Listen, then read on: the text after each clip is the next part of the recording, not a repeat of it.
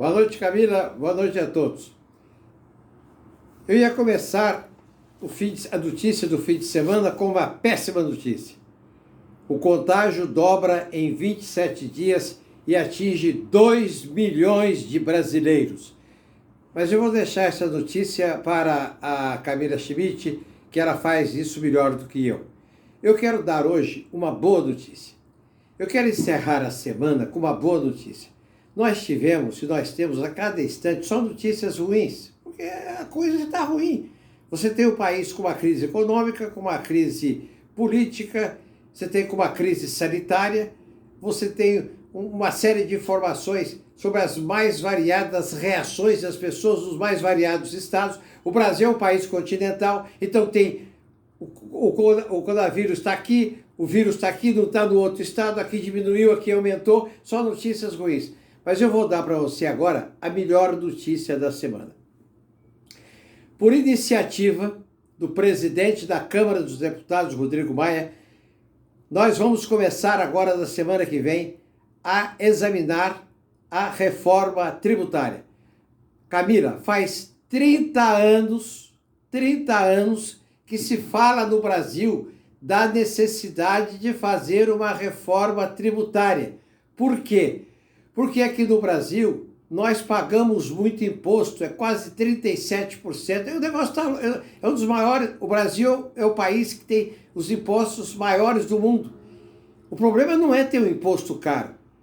Porque na Alemanha, na Suécia, você tem um imposto muito caro, chega a 40%, mas você tem a contrapartida do Estado em saúde, educação, segurança pública. Aqui você não tem. Você paga um imposto alto e não tem nada em troca. E aqui, Camila, quem paga imposto é o pobre. Porque o rico não paga imposto. Por quê? Porque o pobre consome mais do que o rico. O pobre come arroz, feijão, toma sua cachaçinha. E tudo isso tem um imposto embutido lá. Para que você tenha uma ideia, Camila, a gasolina, o carro, você compra um carro no Brasil, a metade do valor do preço do carro é de imposto. Se você, por exemplo, tem o mau hábito de fumar, o Brasil cobra 64% de imposto do maço de cigarro. Eu explico. Se o maço de cigarro custa R$10, R$6,50 vai para o Estado.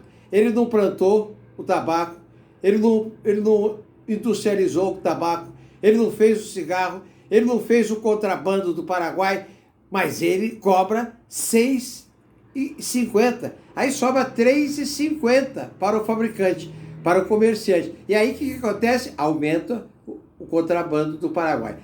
Mas esse é um exemplo. Tem outros exemplos aí. O arroz, o feijão, tudo isso tem um imposto embutido. E o pobre consome mais, e o pobre paga mais imposto. Então o que acontece é o seguinte. O presidente da Câmara decidiu que vai reiniciar os trabalhos para aprovação da reforma tributária, que não se aprova há 30 anos. O presidente do Senado não gostou, porque achou que a iniciativa devia ser do Congresso, ou seja, dos dois, da Câmara e do Senado. No fim, entraram em acordo, e o problema é o seguinte: nós temos uma comissão mista, Camila. Camila, o governo, ano passado, quantas vezes, Camila, o ministro da Economia e o presidente da República disseram: não, nós vamos enviar a semana que vem a reforma tributária para a Câmara. Não, daqui a 15 dias. E não mandou. Mas agora foi feito um acordo. Nesta semana, o ministro da Economia, o presidente da Câmara e o presidente do Senado se reuniram. E agora nós temos dois planos. Nós temos uma reforma no Senado e temos uma reforma na Câmara. E temos uma comissão mista que vai estudar qual é a melhor reforma. E o governo chegou, ou o governo participa ou não participa. Então o governo resolveu fatiar, Camila. Ao invés de mandar uma reforma completa, o governo resolveu mandar em partes. E assim ele vai mandar. A primeira parte, que certamente é do COFINS, de impostos federais, terça-feira.